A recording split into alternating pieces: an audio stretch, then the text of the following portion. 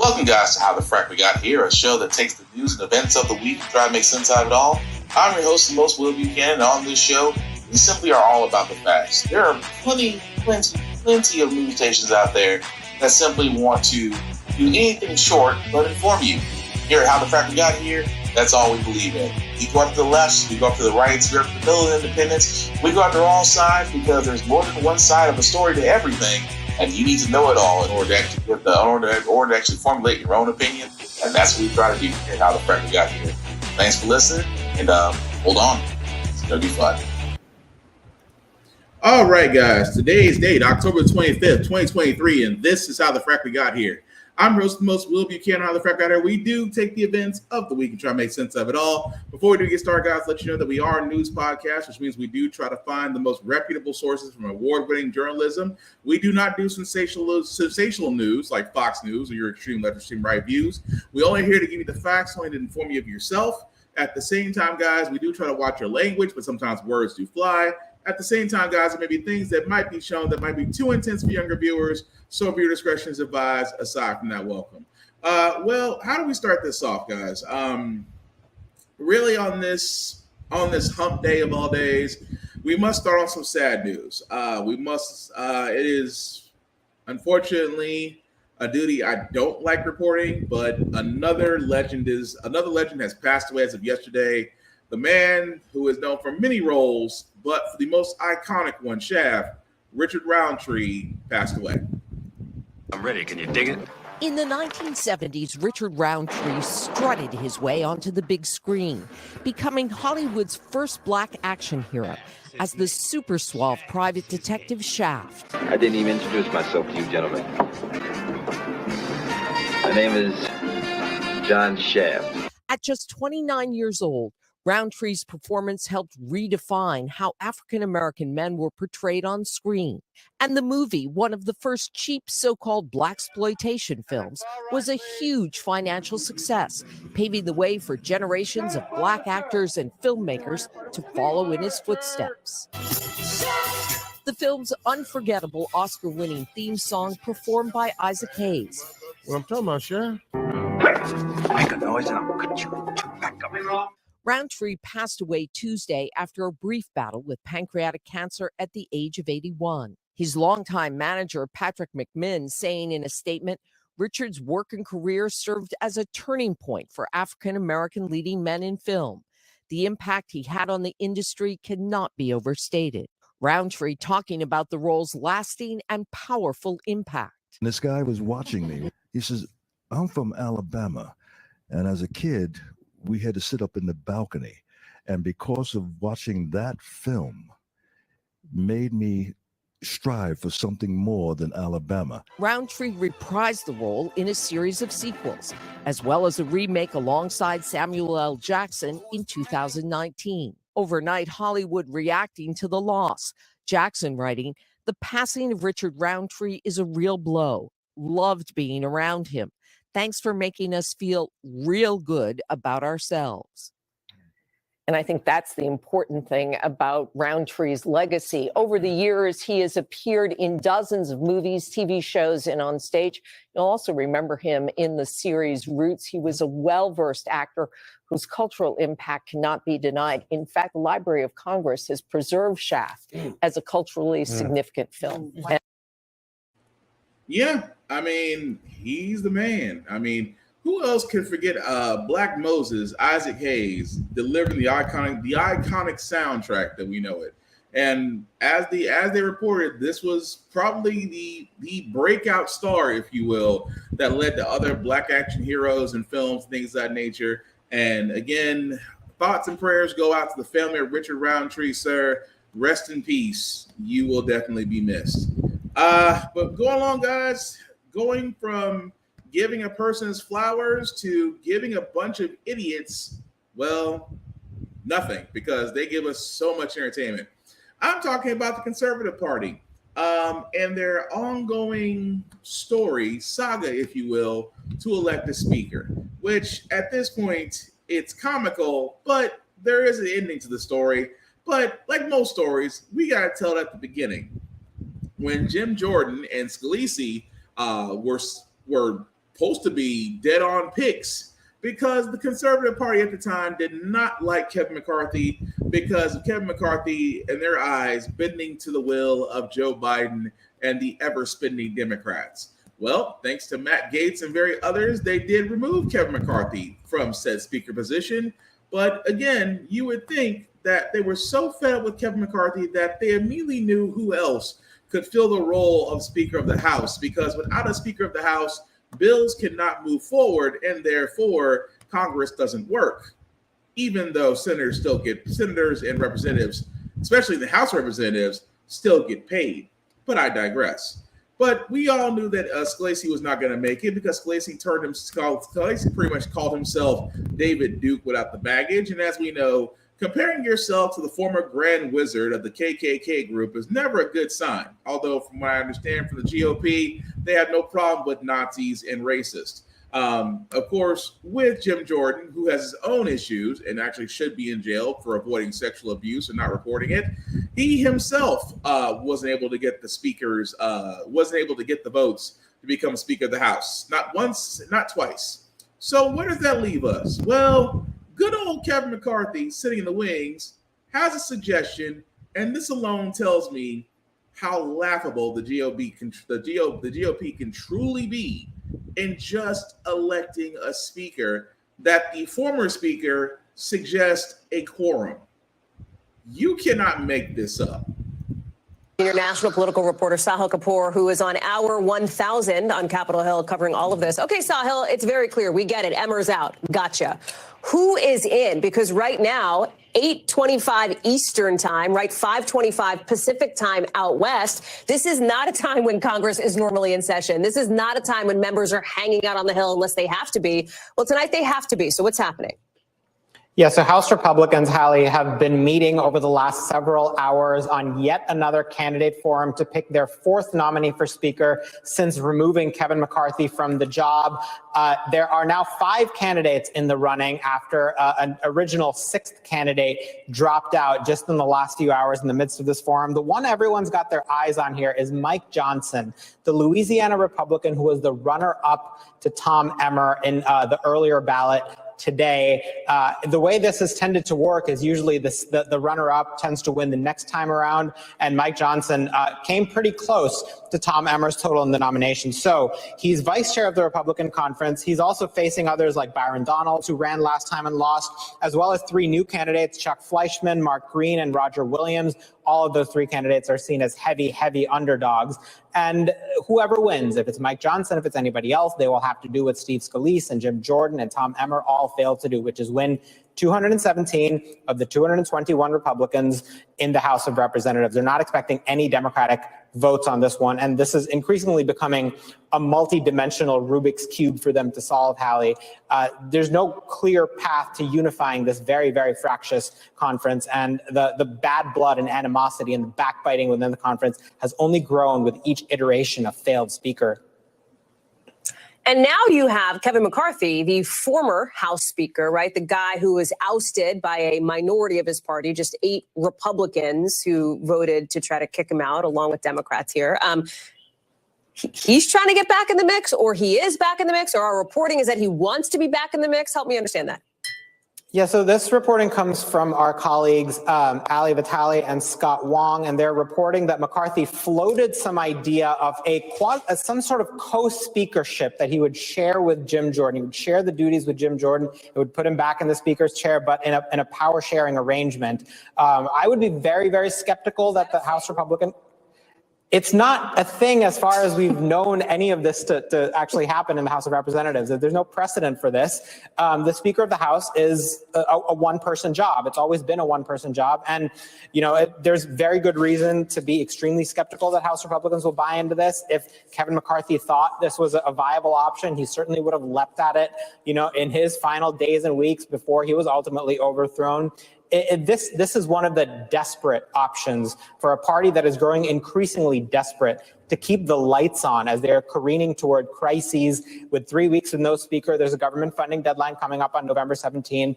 There's aid to Israel, aid to Ukraine that they want to do. There's a supplemental that includes, policies to contain China and lots more from the Biden administration. They got to pass a farm bill. They got to reauthorize the FAA. They got to reauthorize the Pentagon all in the next few months. You can't do anything without a speaker. So these desperate options are coming up again and again. One desperate option that's still not being seriously considered, Hallie, is working with Democrats. To paraphrase Meatloaf, Republicans would do anything for a speaker, but they won't do that. I mean, he's not wrong, but let's take a second here. Kevin McCarthy is suggesting a co-speakership with Jim Jordan. I cannot stress enough how funny that is. Keep in mind, Jim Jordan couldn't get the 220 votes, which I'm going to harp on that for a second. 220 votes. That is the Republican majority in the House of Representatives. Democrats have 209. So why is that vital? That's vital because if all Republicans had voted, they could honestly nominate whatever person they wanted. But there's the key part.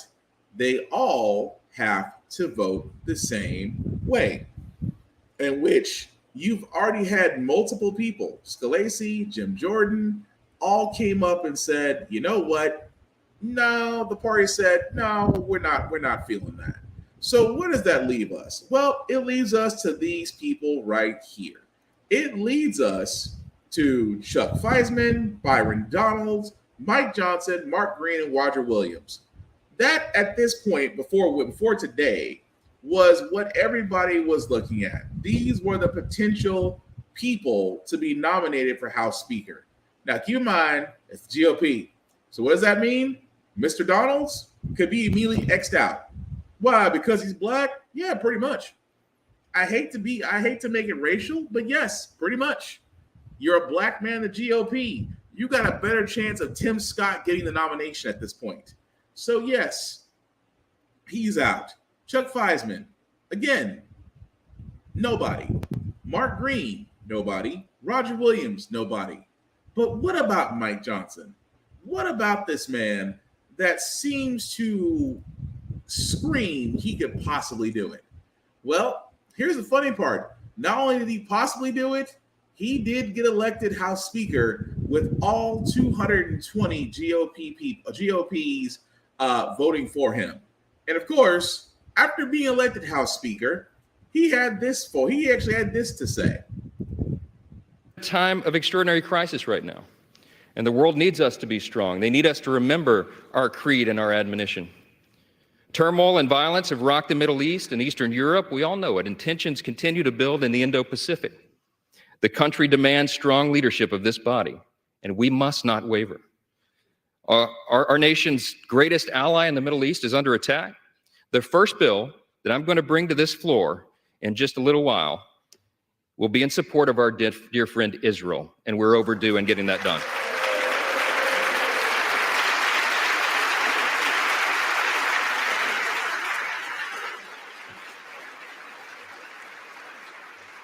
We're going to show not only Israel, but the entire world that the barbarism of Hamas that we have all seen play out on our television screens is wretched and wrong, and we're going to stand for the good in that conflict. So yes, Mr. Johnson, now elected Speaker of the House, his first bill was basically funding Israel in their ongoing war with Hamas and the Palestinians. Now, I will say this because I said this on the previous podcast, I will say this again. You know, whenever it comes to the Middle East, please do your research. I said this before, it's hard to say, it's like you really can't support Israel in this.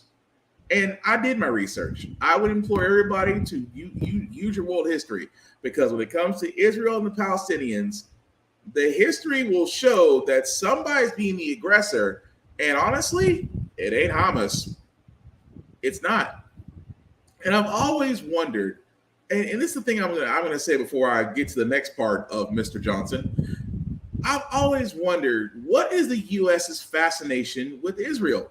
I mean, you've had GOP talk about, well, we must protect the holy city, which is Jerusalem. But that just goes back to the Republicans' three foundations, faith, family, and whatever else fits. So, of course, you're going to say, well, as Christians, we must protect the holy city, which is Jerusalem, which sits in the city of Israel. We must protect it for reasons beyond my comprehension because somebody made the party's mantra. However, the only reason that Israel would remain or need protection is because it's a strategic stronghold for the United States. That's it. We have military bases there. But now, as the war is increasing, the U.S. is again getting dragged into another war. And you guys have heard me say this on this podcast all the time. The U.S. is in the war profiteering business. And the entire existence of this nation, there's only been 15 years where the United States of America was not involved in the theater of war. Not involved. That alone screams volumes. So, if you're against Israel, you're anti-Semitic. No, I'm not. But I looked up certain operations that Israel had did against Palestinians, certain actions that were carried out that led to loss of life from Palestinians. That I'll even go as far to say that maybe because of what Israel has done actually led to the creation of Hamas. They created their own monster and now they can't control it. So yes, I will stand on this, and because this is live, I will still stand on this. I don't see the reason why the U.S. supports Israel when it's literally they are the aggressors in this, all in the name of religion. Yes, I said it. But again, as I say before on this show, and I say it once again, always do your research. History in itself between Israel and Palestinians is very clear. And that is why I have a hard time when people say we must support Israel. I'm like, I don't think we should, but to each his own. But getting back to Mike Johnson. Now, here's the reason why you should be concerned about Mike Johnson. You guys remember when I sat there and said Trump is just the prototype? The next version of him is going to be smarter, more eloquent, and harder to catch. He will also be against anything that's not for old white men and rich people and corporations. Mike Johnson, the newly elected Speaker of the House, for all those that don't remember, is definitely not on the side of women. Like most confused conservatives, he's on the side of being pro-birth. I mean pro-life. Well, really, it's pro-birth because if it was pro-life, well, you get what I'm saying. Because, pro-life is kind of bullshit. They're pro-birth. The reason why I say that, remember this exchange that he had with a doctor over the most absurd scenario when it comes to abortion? Hearing on Wednesday, Johnson had a controversial exchange with Dr. Yashika Robinson. Dr. Robinson is an OBGYN and doctor of the Alabama's Women's Wellness Center in Huntsville. Okay, let me ask you. Do you support the right of a woman who is just seconds away from birthing a healthy child to have an abortion? I think that the question that you're asking does not realistically reflect abortion care. In that scenario, would you support her right to abort that child? I won't entertain theoreticals. It's not a theoretical, ma'am. You're a medical doctor. I am a medical doctor, and that has never happened. Never happened in your practice, ma'am, but it happened. The administrator for the Hope Medical Group for Women in Shreveport says Johnson's comments were, quote, meant to agitate.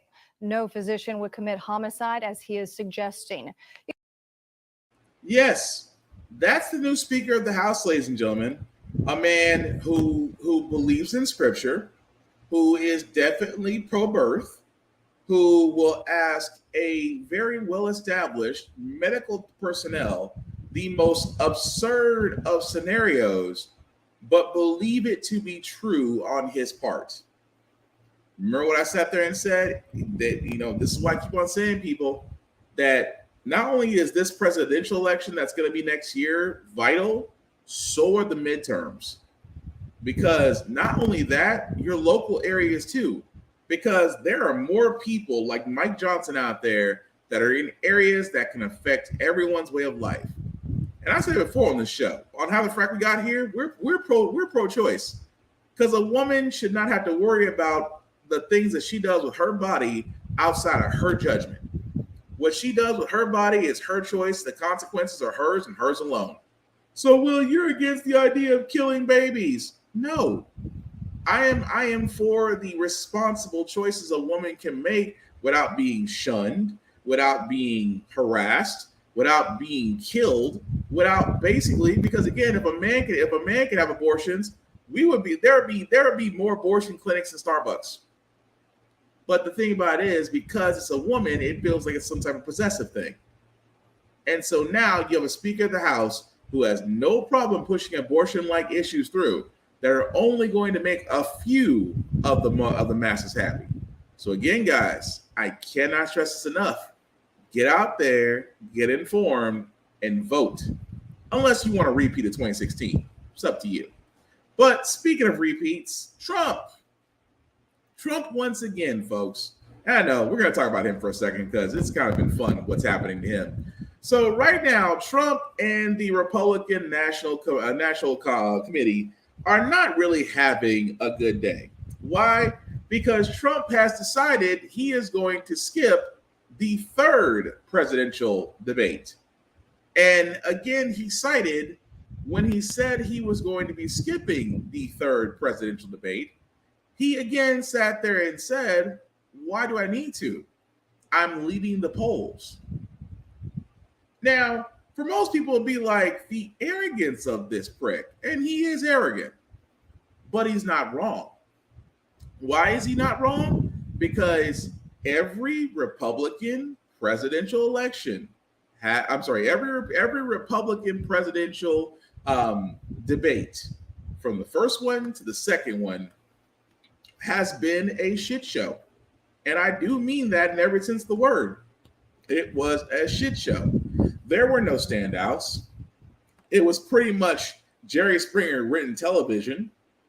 And at the same time, Trump in his entire life did the smartest thing he can do. Make sure that his presence was nowhere to be found on that stage. And if you look at Republican polls right now, Trump is still leading. Do you understand? Only in America can a convicted indicted former president still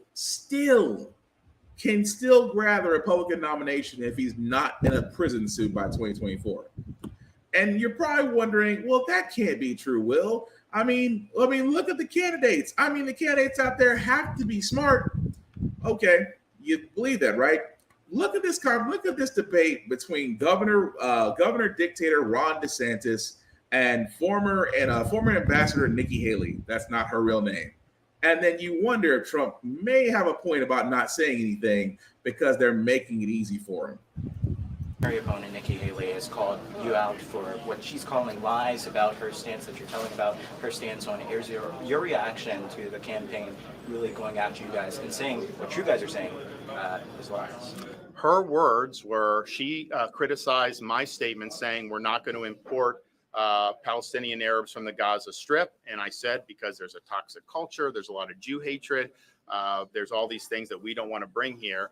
And she said that America's always been able to separate terrorists from people that are really seeking freedom, that they want to see Hamas overthrown and live in freedom. And she's like, that's what we've got to do. You've got to distinguish. So why would you be talking about vetting people if you didn't want them to come in? I mean, we would have no role in vetting people if that weren't the case. So I think she stepped in it. I think that they've gotten blowback from that. And I think they're trying to kind of cover their tracks and act like we're doing anything other than just quoting her words. But it does raise, I think, a larger issue about how do you conceive of some of the folks in the Middle East? Because we fought wars on the assumption that if you removed a dictator like Saddam, that a Western-style democracy would flourish, that's what people were really yearning for. I can tell you, as someone that served in Iraq, and I bet you our guys here, I don't know if John's still here or whatever, I think they would acknowledge that was not what the population of Iraq was after. Like, yeah, the Shia didn't like Saddam for sure. A lot of the Sunni Arabs preferred Saddam, but their view of freedom was not an American view of freedom. Their view of freedom was really submission to Islamic law, to Sharia law. So you have to understand that. And if you don't, then you haven't learned any lessons from what we did in the Middle East over the last 20 years. When you were the governor in 2015, you defended the Middle East refugees. And the resettlement program and stuff, and you said that we can't let fear of terrorists stop us from accepting Middle East refugees. Do you still stand by that? And if not, why not?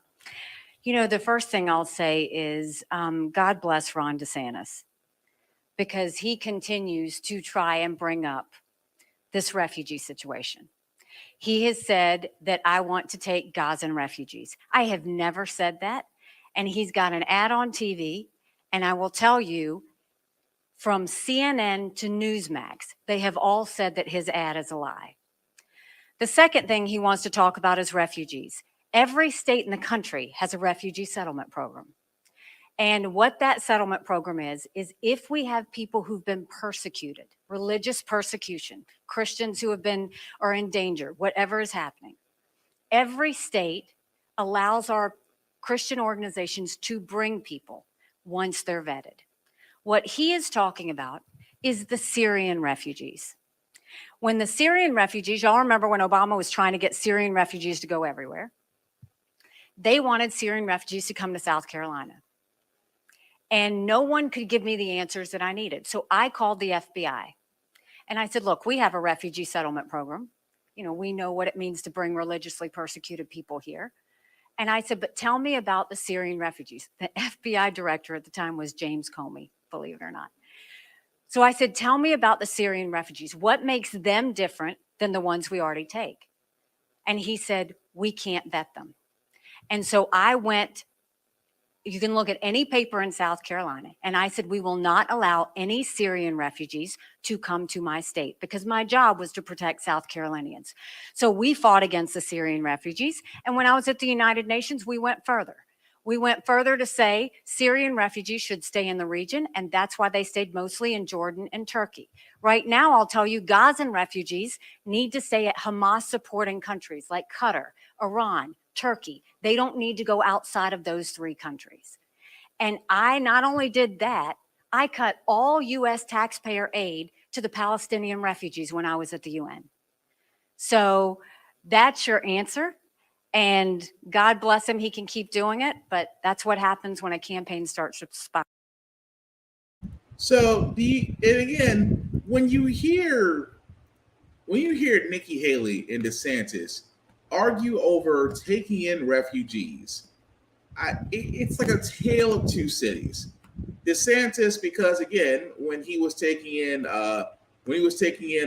Latino and Mexican immigrants from the southern border, what did he do? He decided to put them on buses and planes to more affluent areas like Martha's Vineyard because he did not want to be seen as a sanctuary state. Nikki Haley just simply admitted, oh, by the way, we didn't want to take Syrians because we couldn't vet them, and we cut off Palestinians because we have to defend Israel, because our Christian organizations prevented this. And yet, if I'm a voter, they sound exactly alike. And yet Trump is sitting there saying, why do I need to say anything? They're pretty much going to win this election for me. But not just them. Good old Tim Scott, Senator Tim Scott, Mr. Uncle Tom of the GOP himself. Well, technically Clarence Thomas is Uncle Tom, but he's definitely Uncle Tom version 2.0. Senator Tim Scott, again, blames the Israel-Hamas conflict on Biden, saying the blood is on his hands. Of people saying to Israel, settle down. Whether it's Joe Biden or one of my opponents, I am hoping that Israel will wipe Hamas off the face of the map. South Carolina Senator and Republican presidential candidate Tim Scott, speaking about the war between Israel and Hamas, joins us now. Senator Scott, thank you for being here. So we've seen overnight the Pentagon has boosted U.S. forces in the region. We have a second aircraft carrier headed to the region, headed to the Persian Gulf. What is your sense of what the United States military should be prepared to do to protect Israel if this war expands? Well, there's no doubt that escalation in the Middle East seems to be happening before our very eyes. The two carriers one of them is already shooting down rockets. What we need to be prepared for is one of the reasons why we saw the THAAD missile system, anti-defense system, go into the Middle East is because we've seen conflict coming and we've seen rockets fired not only at Israel, but we've seen our own troops under pressure and frankly under attack as well. So what we need to do is make sure that we put the blame where it belongs, and that's on Iran. We need to send the clearest message that if we see the death of more Americans, that is on the shoulders, frankly, and in the hands of Iran. We need to deal with Hamas and Hezbollah by giving Israel the resources, the equipment. They already have the manpower. They've called up 360,000 troops. But fighting a war on two different borders is going to be something we should keep our eyes on. And we should send the message to Hezbollah, stand down, or there will be consequences. The president is asking for an emergency funding request, which includes $14 billion for Israel, $60 billion for Ukraine, also money for the border, money to protect Taiwan. Are you in favor of that package? I am not, as the package is currently constructed. I believe that leveraging the challenges in the war with Israel to get more assistance for Ukraine at that level of $60 billion is too much. And we need to have a single focus on bringing Congress together behind the support for Israel. That package would pass overnight. Having a package that's splintered makes it more difficult to get through the houses of Congress and get the aid to where we need it and sending a unified support to Israel. But you support aid to Ukraine, you support aid to Israel. If these come together, if that's the way this bill comes up, you're not going to vote against it, are you? I will in the current construct. There's no doubt that we spent about, over the last 2 years, $100 billion to Ukraine in this one package. It's $61 billion for Ukraine, only $14 billion for Israel. Israel is at the beginning of a long, protracted war. I think we are much better off, better served as a nation, focusing our resources and our attention immediately on Israel and continuing to provide the kind of level of accountability and responsibility the American people want to see as it relates to the resources for Ukraine. If we do those separately, I believe we get the Israel package done almost overnight. And then we have the longer process of providing more resources, depending on the level, to Ukraine. But most importantly, I'd say there is the southern border that must be addressed in the middle of this. One of the challenges that we've seen on our southern border are people coming from actually Iran, from Yemen, from Syria. Thousands of people have crossed our southern border. And on both sides of the aisle, the one thing we can agree upon is that the national security threat represented by an unsafe, insecure, and wide open border has never been higher than it is today. I want to ask you about something that you said just a few days after October 7th when Hamas attacked. You said that Joe Biden had blood on his hands. That didn't really sound like the Tim Scott that I know, the hopeful, optimistic campaign you talked about running. But sometimes in the heat of the campaign, you say things that maybe you regret. Do you regret saying that, of saying that the president of the United States has blood on his hands? I don't, actually. I'm a happy warrior without any question, but we are now in the midst of a conflict. And so the warrior in me requires responsibility to start at the top. You think about the fact that the weakness of Joe Biden attracts conflict around this world. And frankly, the negotiations with Iran is what specifically I was talking about. $6 billion for hostages only creates a bigger market for Americans abroad. But Senator, money, if I can just... John, let me finish. Okay. That money, let me finish, John. Look, that money, we know Hamas's first thank you was to Iran. 90% of their money comes from Iran. You put those pieces of the puzzle together. That's why this administration froze those dollars just last week. But I mean, I'm glad you mentioned they froze the money because none of that money has gone to Iran, none of it. And you said that he has blood on his hands. I mean, with all due respect, that the blood is on the hands of Hamas. And to say that Joe Biden is complicit, which you also said, in the greatest, deadliest attack on the Jewish people since the Holocaust. I mean, that's beyond the pale, isn't it? I mean, Well, John, let's you don't move really right think back to where we find ourselves. John, Yeah, let me just go and stop right there, because if he stutters anymore, he can self-start a Chevrolet at this point. But you see the point I'm getting at here, folks, is that they all sound the same. Like GOPs, chicken hawks, love the idea of war, love to blame Democrats, because he tried to blame Biden and saying, oh, well, the money that they gave Iran is funding this whole thing, and how quickly the truth gets put out. No, none of that money has ever been used for that. We can account for it. Well, if he keeps stuttering, he will literally start an engine, all that stuttering he's doing. But that's just 3 candidates. We hadn't even got to Pence. We hadn't even got to the other 2, because you know why? Everybody loves Trump. Trump is literally an American crime story that most Republicans see him as the goal. A man who can do practically anything with 0 consequence. Well, that used to be the case. Even though he may be leading the polls, well, his legal troubles may have gotten slightly worse. Mounting legal woes as he has now been fined by a judge for violating this limited gag order. The judge in that civil trial fining Trump $10,000, referencing a statement that he made about the judge's law clerk. It happened just outside the courtroom. Trump denies his comment about the clerk. It was said today. Now, this is the second time that the judge has fined Trump for violating a gag order. So I want to bring in our ABC News senior investigative reporter, Aaron Katursky, who's there. Aaron, thank you for joining us. So really, Aaron, shocking moment for Trump to be called up to the stand today. You know, he's been making statements to cameras throughout these proceedings, despite the fact, Aaron, that he's not even required to be there.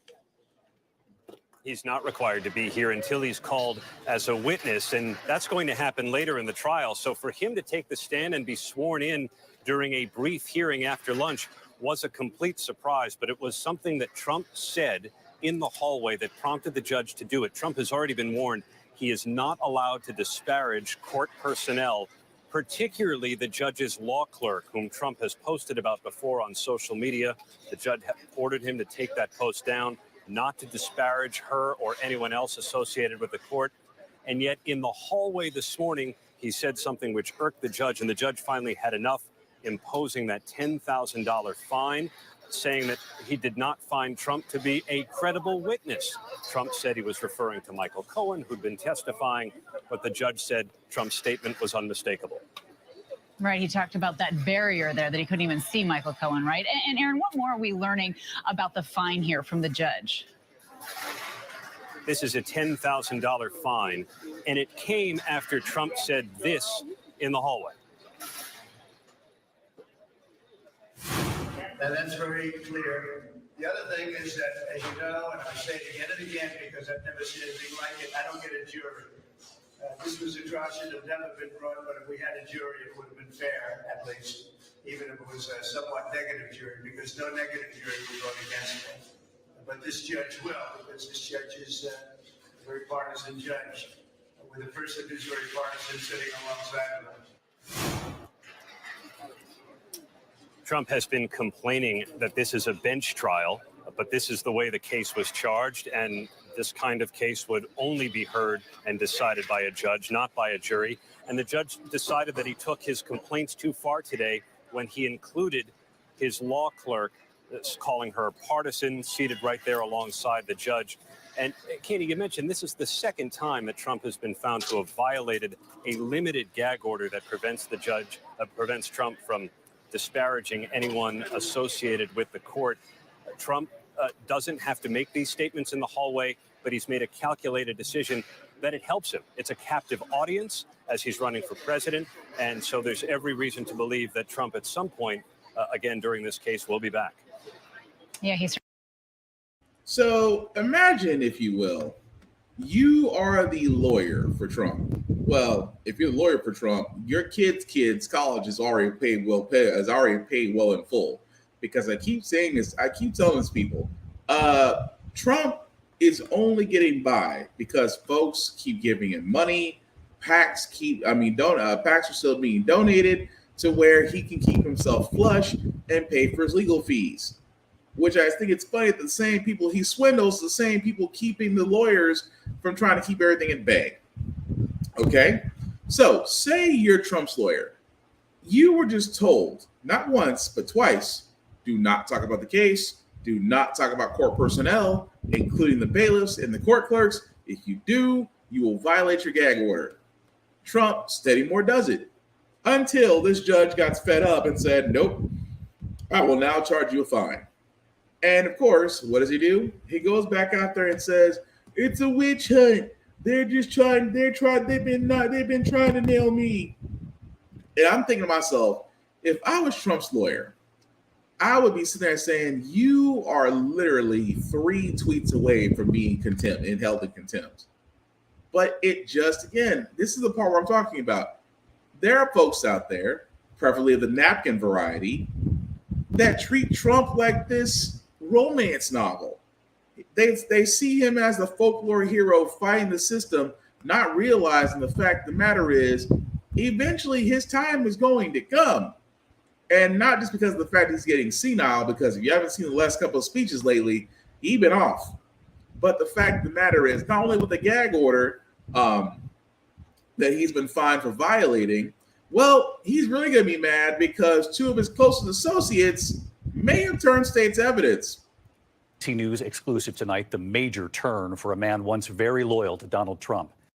Sources telling ABC News tonight that former Chief of Staff Mark Meadows has now been granted immunity to testify before the grand jury in the federal election interference case. Meadows now says he told Trump that there was no evidence of fraud that would change the results of the election and that those allegations of fraud were baseless. So what does this now mean for Trump? And just today, another lawyer turning and the tearful statement she read in a Georgia courtroom. Here's our chief Washington correspondent, Jonathan Karl, with the new reporting tonight. In a striking break with the former president, Mark Meadows, the former White House chief of staff, long seen as one of Donald Trump's closest and most loyal advisors, has testified before the federal grand jury investigating election interference in exchange for immunity, according to sources familiar with what Meadows has told special counsel Jack Smith's team. Those sources tell ABC News Meadows told prosecutors Trump was being dishonest when he said this on election night in 2020 before all the votes were in. This is a fraud on the American public. This is an embarrassment to our country. We were getting ready to win this election. Frankly, we did win this election. But according to sources, Meadows told prosecutors, obviously we didn't win. In fact, he said that he agrees with the Department of Homeland Security's assessment that the 2020 election was the most secure election in American history. It's quite an about-face for Meadows. He was by Trump's side as he tried to overturn the election, including setting up that phone call where Trump urged Georgia's Secretary of State to, quote, find 11,780 votes. Mr. President, everybody is on the line, and just so, this is Mark Meadows, the Chief of Staff. Meadows was standing backstage with Trump and his family at the January 6th rally outside the White House. Mark Meadows, an actual fighter. But sources tell us Meadows testified that in the weeks after the election, he repeatedly told Trump the allegations of significant fraud were turning out to be baseless. There were simply no evidence. Meadows also said he thought of resigning many times himself, those sources say, but he stayed on because he wanted to help ensure a peaceful transition to a Biden administration. This comes on a day of drama and tears in a Georgia courtroom, as another close Trump ally pleads guilty in that state's election interference case. State versus Jenna Ellis. Lawyer Jenna Ellis, who promoted Trump's election lies, today says she regrets it all. If I knew then what I know now, I would have declined to represent Donald Trump in these post-election challenges. I look back on this whole experience with deep remorse. Ellis is now pledging to cooperate with prosecutors in their case against Donald Trump. Meadows' testimony is an extraordinarily significant development in the days and weeks between the 2020 election and January 6th. No individual was closer to Donald Trump than Mark Meadows. One important point, David, Our sources say that Meadows testified that he never once heard Donald Trump acknowledge that he lost the election, not even privately. David? John Carl and Aaron. Well, that's one. Breaking news in the And I special say- counsel's. Quiet you. And I say that's one. Why do I say that's one? Mark Meadows, again, former chief of staff for at the time, President Dorito, now turning state's evidence. Another lawyer turning state's evidence. And also Sidney Powell. Remember her, the fiery, adamant lawyer that was going to sit there and say that we're going to expose the corruption behind this election and that the true winner, Donald Trump, will be reinstated as president? Yeah, she's turned state's evidence too. Development in the Georgia election case. One of Donald Trump's former lawyers, Sidney Powell, has pleaded guilty and is cooperating with the prosecution. Our senior investigative correspondent, Aaron Katursky, has more on that. Good morning, Aaron. Rebecca, good morning to you. Sidney Powell was supposed to go on trial starting today with jury selection, but at the last minute, she pleaded guilty and agreed to testify against former President Trump and the others charged with conspiring to overturn his 2020 loss in Georgia. Through baseless conspiracy theories and failed lawsuits, Sidney Powell worked feverishly to keep Donald Trump in power. But this morning, a turnabout. How do you plead to the 6 counts of conspiracy to commit intentional interference with performance of election duties? Guilty. Powell is the first person with direct ties to Trump to plead guilty in the Georgia case and agree to cooperate with Fulton County prosecutors. You're to testify truthfully against any and all co-defendants in this matter at any upcoming proceedings. My understanding is that she was involved in some of the conversations of the inner circle, and she may be able to tie the former president to some criminal conduct. Powell was part of a December 2020 meeting in the Oval Office where she allegedly urged Trump to seize voting machines and appoint her to investigate. She also pushed the false conspiracy theory Georgia voting machines were controlled by Venezuela, even pointing a finger at the country's former dictator, Hugo Chavez, who was dead. This was exported from Venezuela and by Maduro and by Mr. Chavez. This is the consummate foreign interference in our election. Powell pleaded guilty to 6 misdemeanors involving a scheme to access voting equipment in Coffee County, where some of her co-defendants were seen on tape entering the election office and allegedly tampering with electronic ballot markers and tabulating machines. And are you pleading guilty today because you agree that there is a sufficient factual basis, that there are enough facts that support this plea of guilty? I did. Powell must now serve 6 years probation, pay a... You can't make this up. That was the same person that was saying, you know what, Trump should be president, and even went so far as to literally do the election tampering that she swears up and down was already happening. Now, let's say Trump's not having a good day. Not only are you fined $10,000, not only 2 of your closest allies are now more than likely testifying against you. And I know we've been saying this from Jump Street, what'll finally take Trump down? Honestly, everything. I think everything needs to come down. I think, it's not like Al Capone. Al Capone, for all those that don't remember, Al Capone only went down for tax evasion. He didn't go down for the number of other gruesome things he may have allegedly been tied to. The IRS got him. How ironic it would be if not only the IRS, but the IRS, the DOJ, and the SEC all got a piece of Trump. But time will tell, because only in America could you be facing multiple indictments, possibly the end of your life in jail, and you can still get the Republican nomination. You can't make this stuff up. Speaking of things that you can't make up, this is, we talk about policemen and that you got to be perfect in your job. I know we talk about this on this podcast all the time, but we keep on using the analogy of pilots. Pilots who fly commercial planes or private planes or just planes in general, pilots can't have bad days. They can't have off nights. If a pilot has an off night, lives get lost. So imagine one who has a mental break, but decides to, instead of taking accountability, does what every napkin American does, blames drugs and personal issues. To the pilot who authorities say tried to crash a passenger plane over the U.S. Tonight, new details of the life and death struggle inside that cockpit and what that pilot now says he took before that flight. He's now charged with 83 counts of attempted murder. Here's Gio Benitez.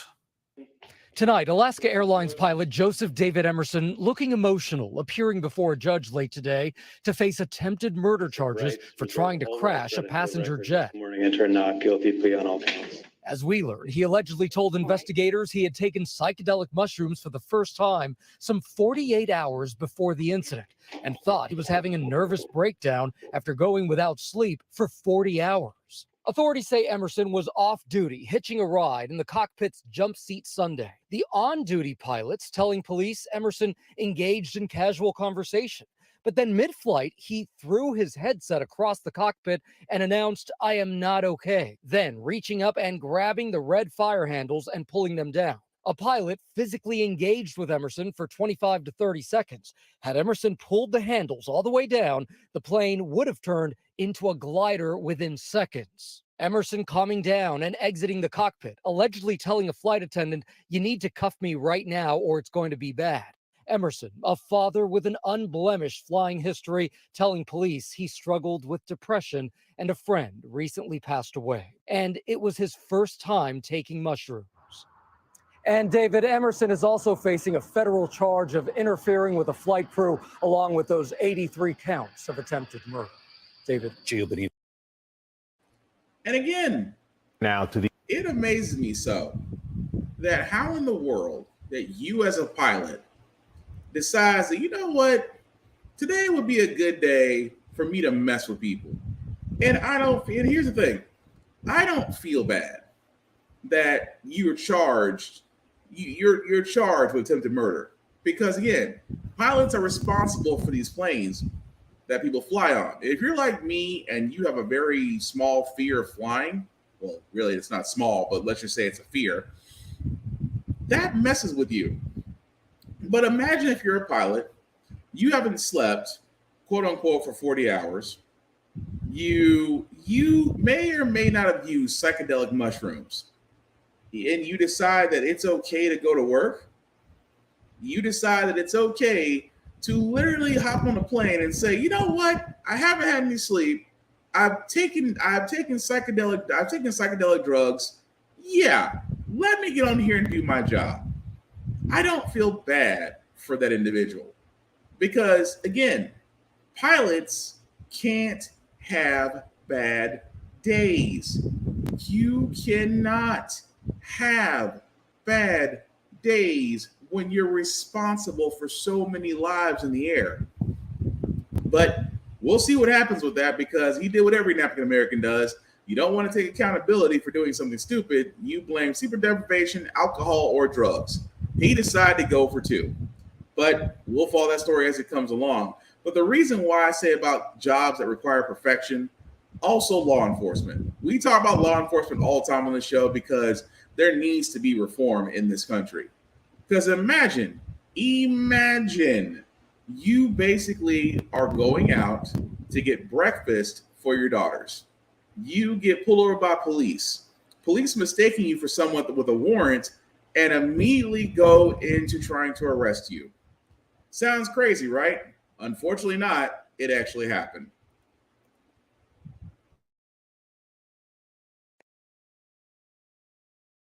Okay, well, what's your information?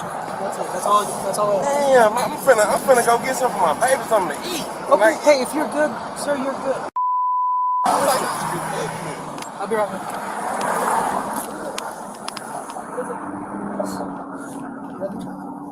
Yeah. Come on, step up with me. I'll explain it to you. I didn't give you permission to do it. I know. Step out. I'll explain everything. No, sir. Tell me why. I'll explain everything. No, I didn't give you permission. I didn't give you permission to. Right now, you are being detained. You want to step out, bro? Come on and step out. Come on and step out. You're gonna get tased. Come on and step out. Come on and step out, bro. Come on and step out. Come on and step out. Come on and step out. Bro, step out. What are y'all? Man, hold on, bro. Come on and step out. Come on and step out. Come on and step out. What are y'all? Come on and step out. Y'all pulling on me for what? Come on, hold on. Y'all, I didn't give y'all permission. Bro, boom, bro, hold on. I ain't gonna do this. Bro, this is my gun. Bro, this is my, bro, my gun. Bro, y'all got it. Y'all got it. Y'all got it, bro. Y'all got it. Bro, my,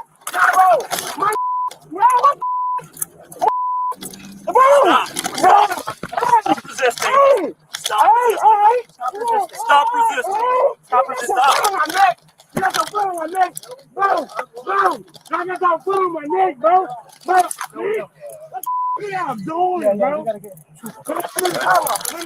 Stop. Bro, stop. What happened? Bro, what am I being detained for, man? Stop. What am I being detained for? If you let us tell you, we'll tell you. Shut up. Right now. What am I being detained for, man?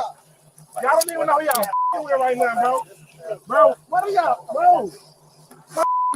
Bro, help!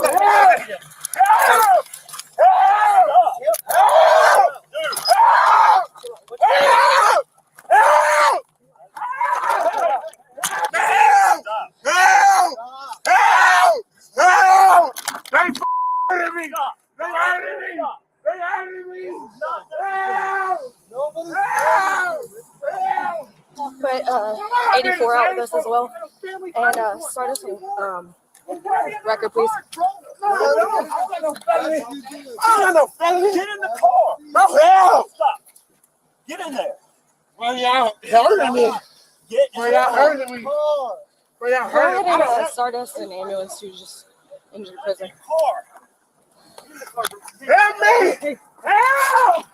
Somebody help me! Stop.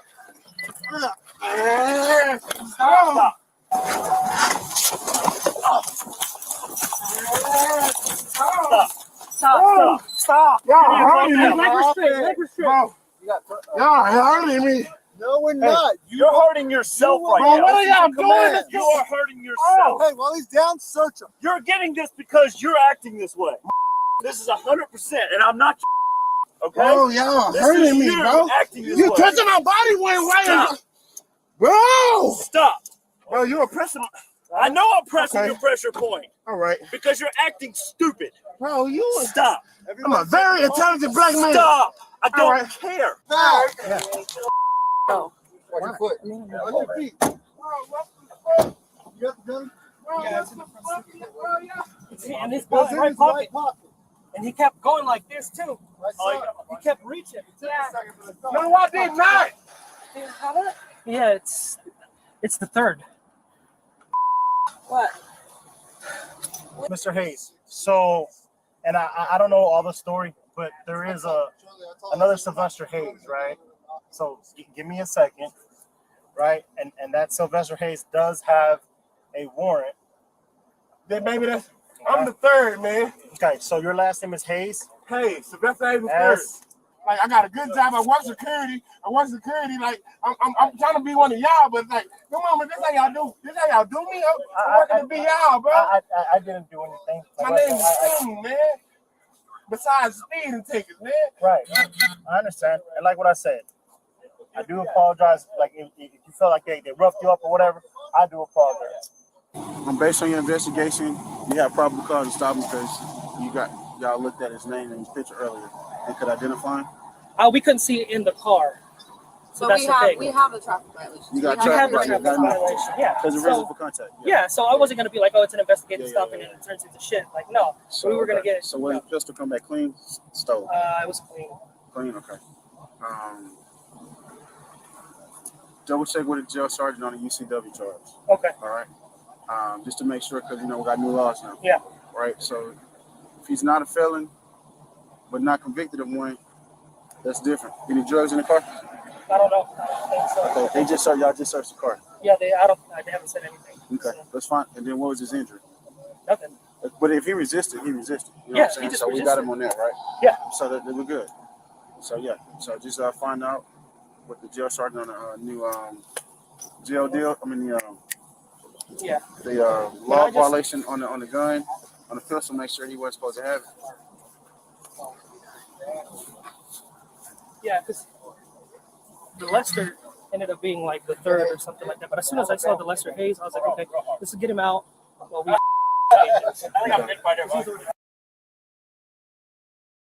Okay, so let me stop right there just for 1 second. Because what you saw right there, guys, honestly, was bullshit. And I mean bullshit. Because again, that was a man who, again, was pulled over for allegedly running a red light.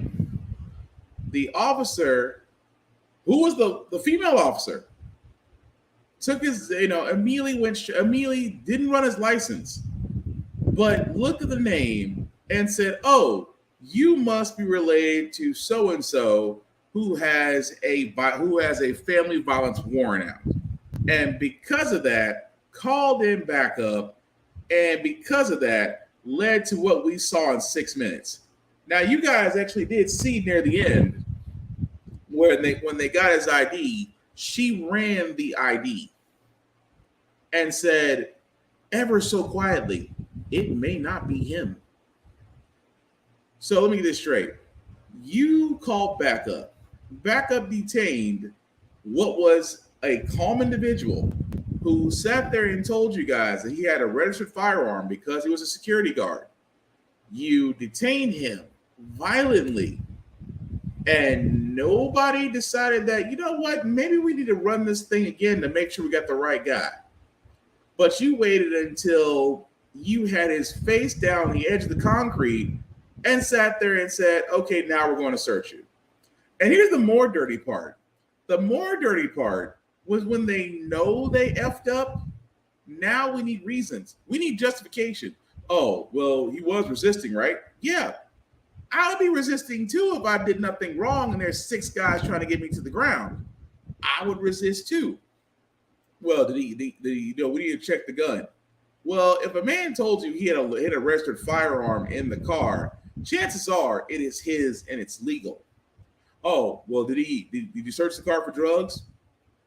When I tell you the truth, this is the reason why, and again, if you're law enforcement, and I don't feel bad for you saying this as far as toward law enforcement, this type of thing is the reason why people of color and minorities don't trust you. It's the reason why we get antsy at traffic stops now. It's the reason why we have to be more careful now, why we know the law better than you.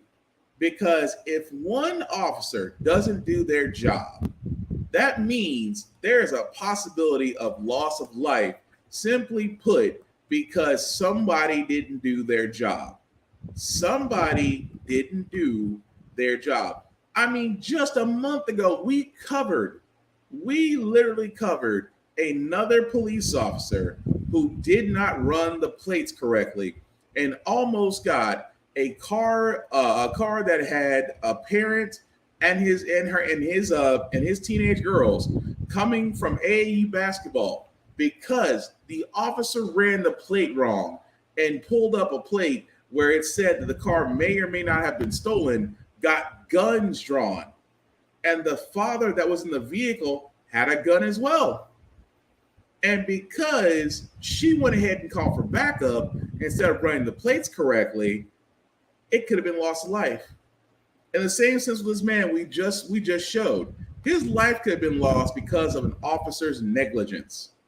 And that, outside of shooting black people and get away with it, is the biggest killer when it comes to minorities.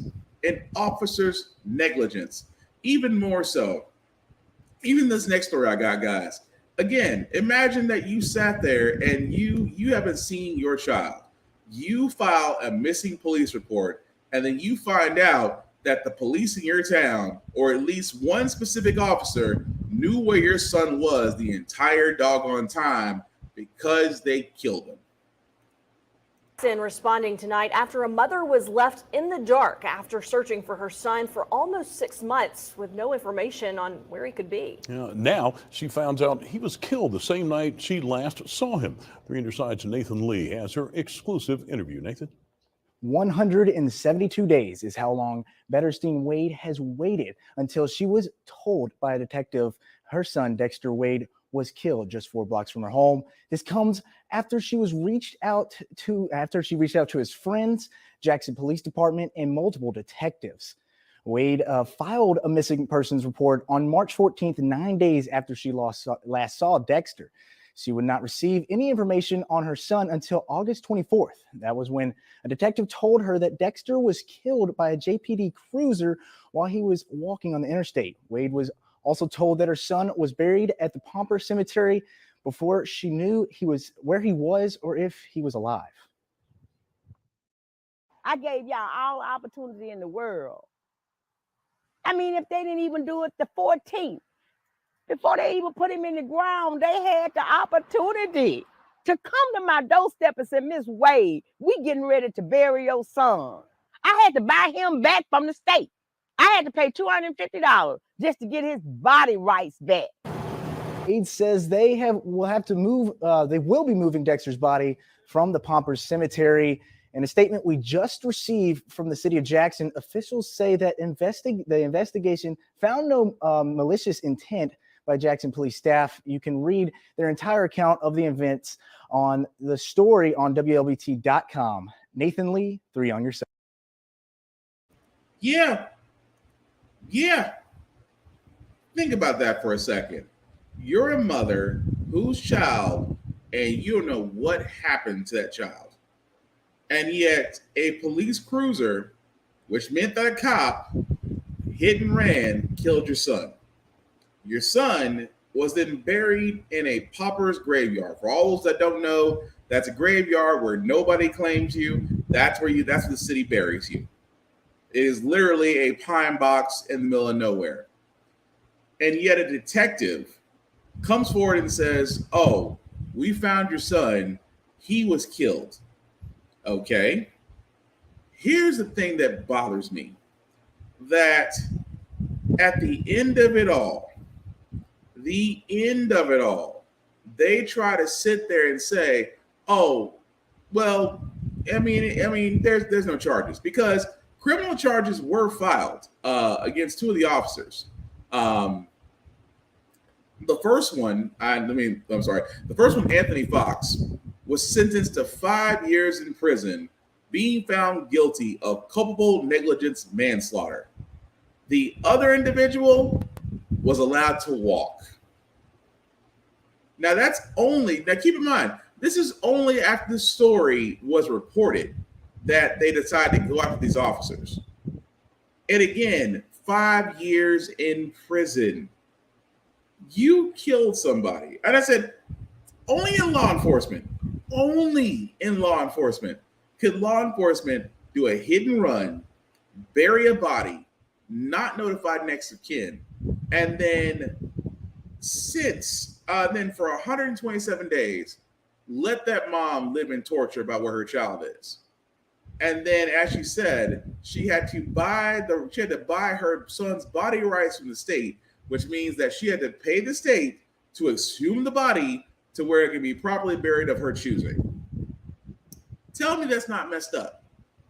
We literally, guys, just showed 2 freaking stories where an officer's negligence led to loss of life. And yet, no accountability on law enforcement side.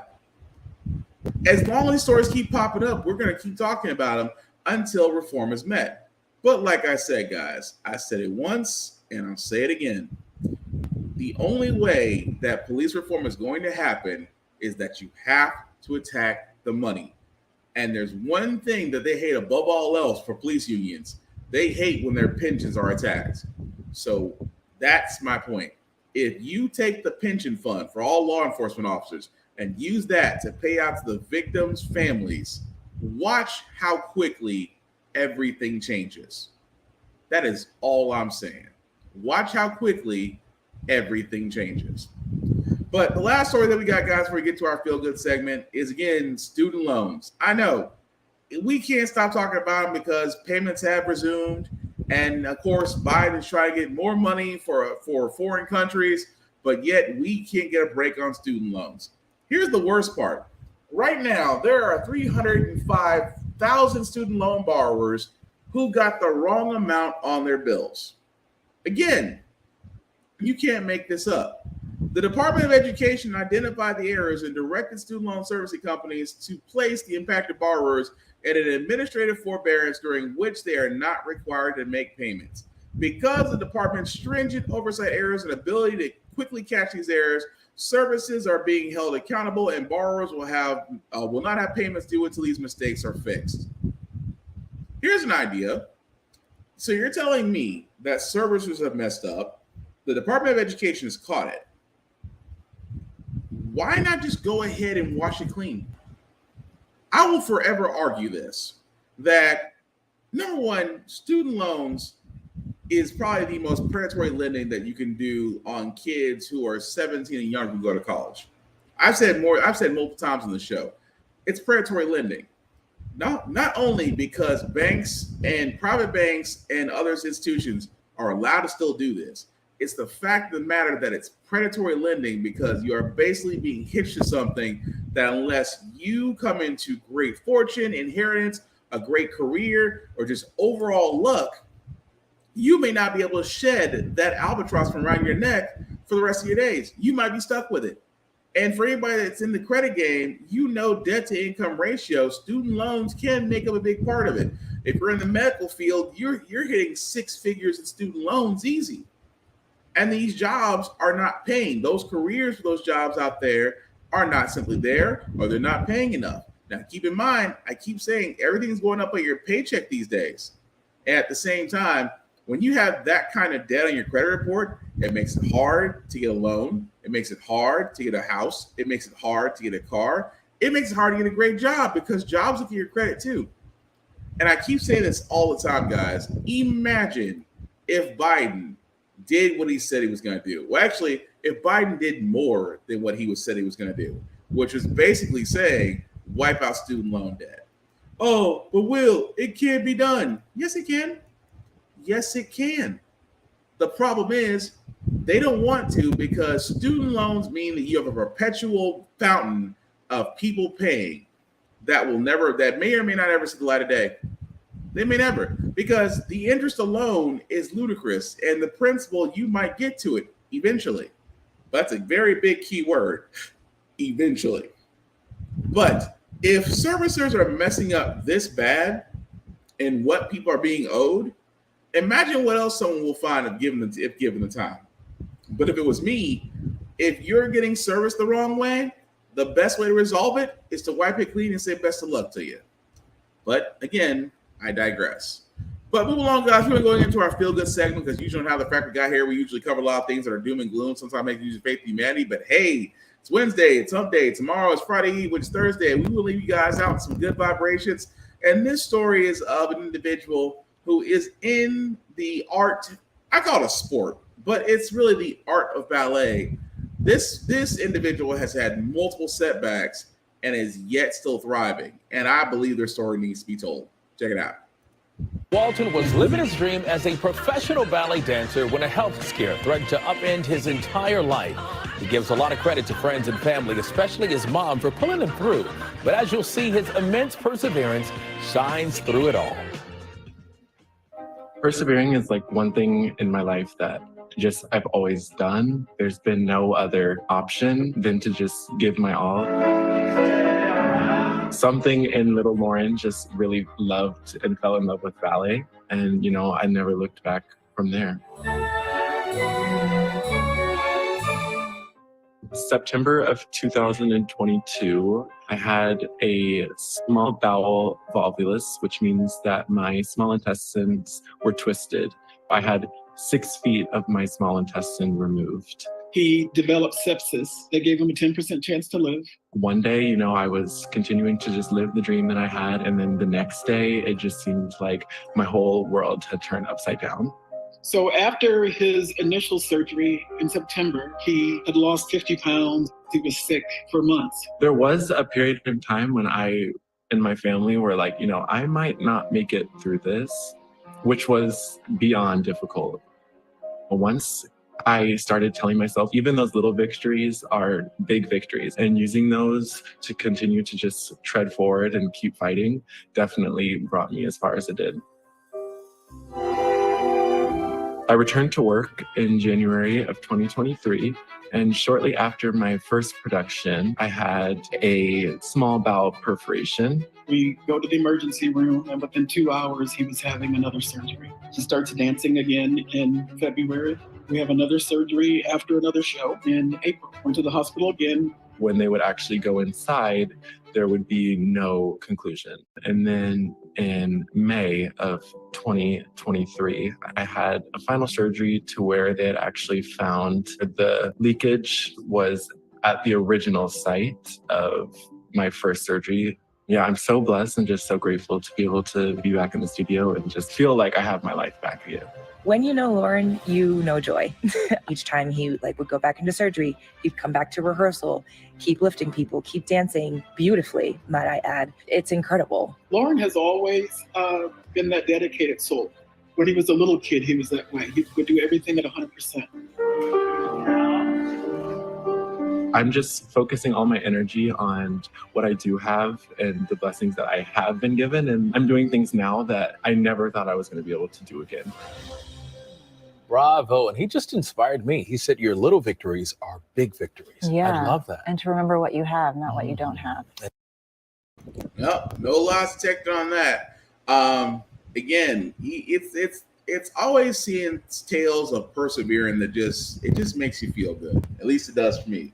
But that's going to do it for this podcast, guys. I thank you all for watching, for liking, for letting me know this is live. I certainly appreciate that. Some shameless plugs before I do get out of here, guys. I do want to shout out my boy Vaughn at Big VZA Dot. You can definitely check him out, Big VZA Dot, on all social media. He actually has a beat channel on YouTube. So if you're interested in getting a beat or a customized beat, definitely check him out, Big VZA Dot, on all social media. As for me, guys, you can find me BlackBox447 on all the socials. I usually do reviews on everything that I talk about. The link at the bottom, make that just a little bit bigger. If you copy and paste that link into your browser, take you to the YouTube page that has the Facebook and YouTube groups for all of my podcasts. How the Frack Got Here, Get Bit, of course, Off Month's podcast. Definitely like, definitely share, definitely subscribe. Also, keep discussing everything we talked about, guys. I just have one rule. Keep it clean and let the facts speak for themselves. We're not out to bash anybody, and also it is completely okay to agree to disagree. But there are some things on that we should be agreeing on fully. That also being said, guys, I cannot stress this enough that as we get to the end of this year, because 2023 has been, it's been a year. But as we're a couple months away from the end of 2023 going into 2024, I cannot stress this enough. Please get informed. Please get informed about the candidates. Please plan to vote, because we've seen what happened in 2016 when nobody planned to vote. We got the coming of Dorito. And also at the same time, guys, we're not too far off from another version 2, because I fear, even with everything that's being thrown at him right now, there is still a small chance he still may come out of this smell like a rose. And I can't stress that any more than the fact of how terrifying a thought that is, because we used to laugh about Trump being a presidential candidate. It's not a joke anymore. I'm not just talking from the federal level, but also from the local level. Get to know your candidates, ask them hard questions. And also, if you don't like the candidates that are being presented, find the ones that you like and endorse them, push them forward. Or better yet, run for office for yourself. There's plenty of sites out there that can show you exactly how to run for office in your city, in your state, if you choose to. But what I'm saying of all things, guys, is whether you run for office or you look into the candidates, simply put, be active. We cannot afford to be a non-active group of people, no matter how you feel about the candidates, because trust me, no action is what got Trump here. We do not need to see a repeat. That's all I'm saying. The last thing I say about how the Frack Got Here, guys, is all about staying informed. We are not trying to reinvent the wheel. We are simply giving you all the information to allow you to make up your own mind. But we do provide a logical perspective that goes along with it. We do better as a society once we're informed. We're progressive. We move forward. We try to right the wrongs of our past by making decisions now that we should have done back then, like electing our first Black woman to the Supreme Court, electing our first Black woman to the Federal Board of Governors, electing our first Black woman as a National Cybersecurity Director. All great things. When we don't learn from history, we are doomed to repeat it. That's what we keep asking ourselves. Why does everything go up on your paycheck? Why are we electing different politicians to still the same old game in Congress? And most importantly, how the frack got here. Thank you all for watching, guys. Take care of yourselves and each other, and we'll all get through this.